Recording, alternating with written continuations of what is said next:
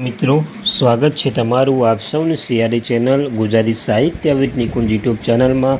હું નિકુંજ પરમાર આપ સૌનું તહેદિલથી આજના વિડીયોમાં સ્વાગત કરું છું. મિત્રો, આજના પેન્શન સમાચારમાં વાત કરવાના છીએ નિવૃત્તિ પેન્શનના તબીબી ભથ્થા અને ડીએ વધારે લઈને આજ તારીખ 8/8/2024ના રોજ આવી એક મહત્વપૂર્ણ અપડેટ. જો તમે ગુજરાત રાજ્યના એટલે કે મુખ્યમંત્રી ભૂપેન્દ્ર પટેલના એક નિવૃત્તિ કર્મચારી પેન્શનધારક છો, તમારા માટે આજનો આ વિડીયો ઉપયોગી બનશે. સાથે સાથે તમારા કોઈ પણ મિત્ર હોય જે પેન્શનધારક હોય તો તમને તે પણ અવશ્ય વિડીયો લિંક શેર કરી લેજો. આપણી ચેનલ પર સરકારી કર્મચારી, નિવૃત્ત કર્મચારી, પેન્શનધારક બાબતે હર એક નવી અપડેટ આપણી ચેનલ પર પ્રોવાઈડ કરવામાં આવશે. તો વધારે સમય ન બગાડતા વિડીયોની શરૂઆત કરી દઈએ છીએ. મિત્રો, સૌપ્રથમ તો જે ઘણા લાંબા સમય સુધી રાહ જોઈ રહ્યા હતા નિવૃત્તિ કર્મચારી પેન્શનધારક બાબતે એક સારા સમાચાર લઈને આવ્યો છું.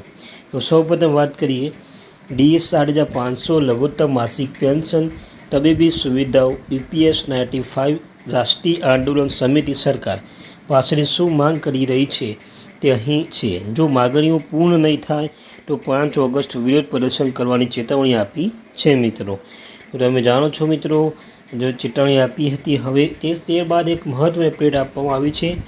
ત્યારબાદ PTIના અહેવાલ મુજબ પેન્શનોની પ્રતિનિધિ સંસ્થા EPS 95 રાષ્ટ્રીય આંદોલન સમિતિએ આ અઠવાડિયે 5 ઓગસ્ટ દેશવ્યાપી વિરોધ પ્રદર્શનનું આહ્વાન કર્યું છે. જો સરકાર લઘુત્તમ માસિક પેન્શન 5,500 અને અન્ય લાભોની માગણી પૂર્ણ કરવામાં નિષ્ફળ જાય તો એની પ્રેસ રિલીઝ મુજબ સમિતિના કર્મચારી પેન્શન યોજના EPS હેઠળ લઘુત્તમ માસિક પેન્શનના વર્તમાન 1,000થી વધારીને 5,500 કરવા માંગ છે. કર્મચારીના ભવિષ્ય નિધિ સંગઠન EPFO દ્વારા સંચાલિત EPS 1 સપ્ટેમ્બર 2014ના રોજ લાગુ કરવામાં આવ્યું હતું. તમે જાણો છો મિત્રો, EPS 1 સપ્ટેમ્બર 2014ના રોજ લાગુ કરવામાં આવ્યું હતું. ત્યારબાદ તેમાં 1,000થી વધારીને 5,500 કરવાની માંગ ઘણા લાંબા સમય સુધી કરવામાં આવી રહી છે. ત્યારબાદ EPS 95 રાષ્ટ્રીય આંદોલન સમિતિની માગણીઓ. નિવેદન મુજબ મુખ્ય માગણીઓ નીચે મુજબ છે. લઘુત્તમ માસિક પેન્શન વધારીને 5,500 કરવું, મોંઘવારી ભથ્થું DA પૂરું પાડવું, પેન્શનો અને તેમના જીવનસાથી મફત તબીબી સુવિધાઓ વિસ્તાર કરવો અને સુપ્રીમ કોર્ટના ચુકાદાઓના અનુસાર લાયક નિવૃત્તિ લોકોને ઉચ્ચ પેન્શનના લાભ મળે તે સુનિશ્ચિત કરવું. ત્યારબાદ પોતાની માગણી રજૂ કરતા સમિતિએ નોંધ્યું છે કે આ એવા કામદારો છે જેમણે દેશના ઔદ્યોગિક અને આર્થિક વિકાસ માટે દાયકાના સેવા આપી છે અને નિવૃત્તિને પાત્ર છે, જે નાણાકીય સુરક્ષા અને ગૌરવપૂર્ણ જીવનને સુનિશ્ચિત કરે છે. 5,500 લઘુત્તમ પેન્શનની માંગ ખાસ સારવાર માટે નથી, પરંતુ સામાજિક સુરક્ષાના મૂળભૂત ધોરણ માટે છે. ત્યાં નિવેદનમાં વધારે ઉમેર્યું છે કે આજના અર્થતંત્રના પેન્શન અત્યંત અપૂરતું છે. સમિતિના રાષ્ટ્રીય પ્રમુખ કમાન્ડર અશોક રાઉતે ન્યૂઝ એજન્સીને જણાવ્યું હતું કે EPS 95 યોજના હેઠળ લગભગ 81 લાખ પેન્શનરોને એક દાયકાથી વધુ સમયથી આ માગણીનો પીછો કરી રહ્યા છે. સરકાર તરફથી વારંવાર ખાતરી આપવામાં છતાં કોઈ નક્કર કાર્યવાહી કરવામાં આવી નથી.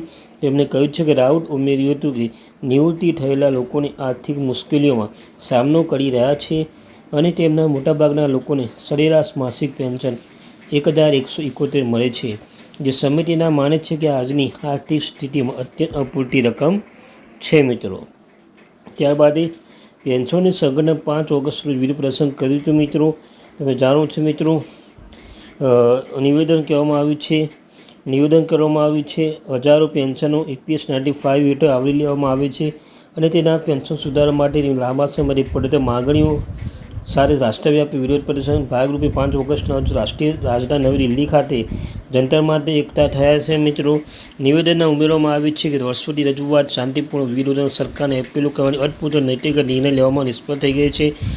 આ પ્રદર્શનને આખરે કહેવામાં આવ્યું છે કે સમિતિના મતે જો સરકાર તેની માગણીઓને અવગણના ચાલુ રાખશે તો આત્મદાહ અને તેમનો છેલ્લો ઉપાય હશે. ત્યારબાદ માગણી પ્રત્યે સરકારનો શું પ્રતિભાવ રહ્યો છે?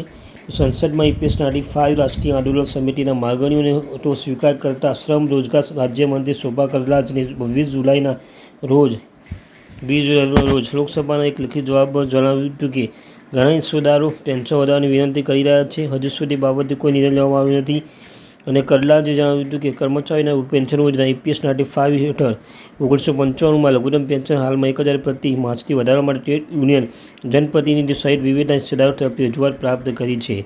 જ્યારે અંતમાં લાખો વૃદ્ધ પેન્શનની માગણી પર કેન્દ્ર ક્યારે અંતિમ નિર્ણય લેશે તે અંગે પૂછવામાં આવતા મંત્રીએ કહ્યું છે કે સરકારે EPF સભ્યો માટે સામાજિક સુરક્ષા કવરેજને મજબૂત બનાવવામાં પ્રતિબદ્ધ છે, પરંતુ લોકોએ પણ નિર્ણય પેન્શનની ફંડની ટકાઉપણું અને ભવિષ્યની જવાબદારી ધ્યાનમાં લેવી પડશે. સરકાર EPF યોજના સભ્યોને મજબૂત સામાજિક સુરક્ષા કવરેજ સુનિશ્ચિત કરવા માટે પ્રતિબદ્ધ છે અને સાથે સાથે ફંડની ટકાઉપણું અને તેના ભવિષ્યના જવાબદારી પણ ધ્યાનમાં લે છે, કડલાજે જણાવ્યું છે. મિત્રો, તો આ અત્યારે મહત્વપૂર્ણ અપડેટ. Thank you.